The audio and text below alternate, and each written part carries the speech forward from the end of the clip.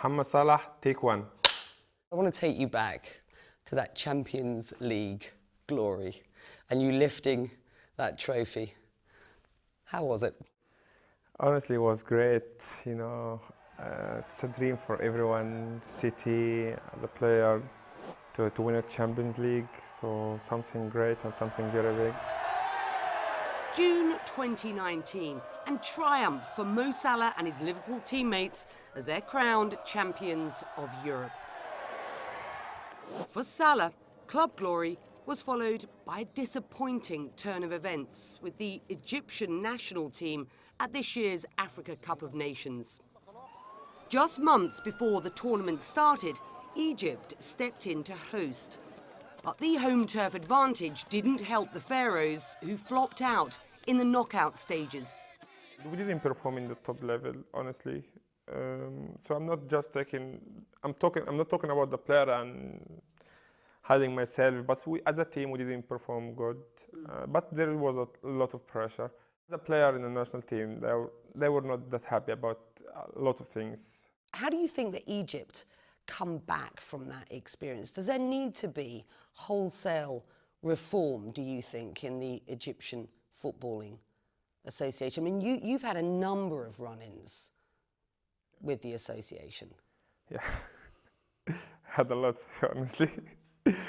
I think we just need to be honest with ourselves. Sometimes with the national team, it's the federation take it as a competition with me. You know, my position is a little bit different than the players.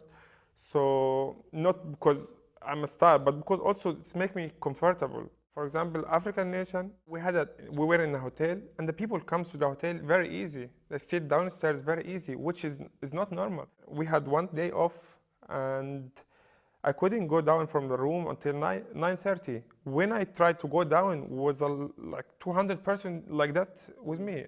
And they say, why are you complaining? I complain because I'm a human being. I want to be with the players. Have you ever considered retiring from the national squad? It's so difficult. You know, I love this country from my heart. It's always in my mind. When I left Egypt, when I was 19 years old, it was always in my mind. Something pushed me forward to perform good, to be iconic for the kids, to be like dream for the kids, to be one day like me. It was in my mind. I want to be that person. So to retire from the national team is something huge for me. The lacklustre performance on the pitch was overshadowed by controversy off it. Early in the tournament, Egyptian forward Amra Wada was kicked off the team by Egypt's Football Association after allegations of sexual harassment surfaced online. But the 25-year-old was reinstated after key players, including Salah, seemed to offer him support on social media. Let's talk about the controversy over Amra Wada in the summer. Did your intervention help him get reinstated in the squad after he was initially suspended over allegations of sexual harassment?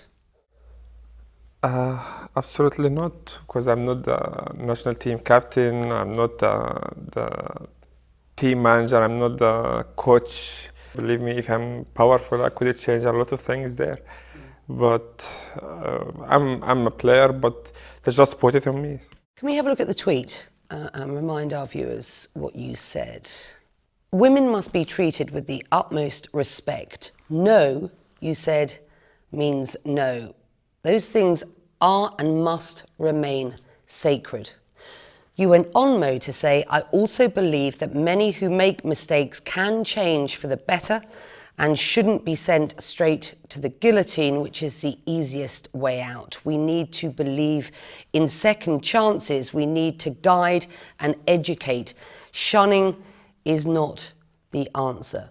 Let's remind ourselves, this wasn't the first time that Amra Wada had been accused of sexual harassment. What do you say to people who criticise that tweet you put out and say you're endorsing his behaviour? What I meant to say is that happened before and is happening now. So sexual harassment. Yeah, he has to get a treatment or rehabilitation. So that's just to make sure that it's not going to happen again. So let me be quite clear. Amra Wada and others who are guilty of sexual harassment, you use the term need rehabilitating. Yes, what I mean is not someone in particular, but in general, they need rehabilitation and treatment for that. So you just make sure that it's not going to happen again. You were accused of hypocrisy when you were voted one of Time's 100 most influential. You talked about the need to change attitudes towards women in the Middle East, and then the tweet. So just explain what your position is to me, if you will. No, my position is still the same. As I told you, the people misunderstand what I'm saying. But in the meantime, what I'm talking about is the woman has to get her right in the Middle East. You are arguably one of, if not the most famous Arab in the world today. How do you use this platform to promote change? First of all, we have to accept that there is a problem. And I know it's very difficult to accept that, but 100% the problem is running deep and deep and deep. So, and the second thing, my opinion, is the woman, she has a right to talk about anything she doesn't like. I'm talking about myself. I want, when my daughter has a problem, she has to feel like support from me to come to talk to me about the problem. The most important thing is the fear. The wife fear from her husband, from her father, which that's the main point, I think. So the fear is not healthy for anyone. So we have to fix that. Mohammed, personally, have you changed your attitudes towards women as you have grown, developed, moved away from Egypt, become successful in Europe? I think, yeah, it changed a lot. I'm changing from the person, which I'm talking about it like the family's care from him, or the wife, or the daughter, or whatever, to the person he's talking now. Like, he's fighting against the subject because he sees that he's wrong. Yeah, of course, before I didn't have my daughter because I think probably I started to change like 9 years ago, 10 years ago, or I don't know, whatever. But to that person now is fighting against the subject because I can see it's very wrong.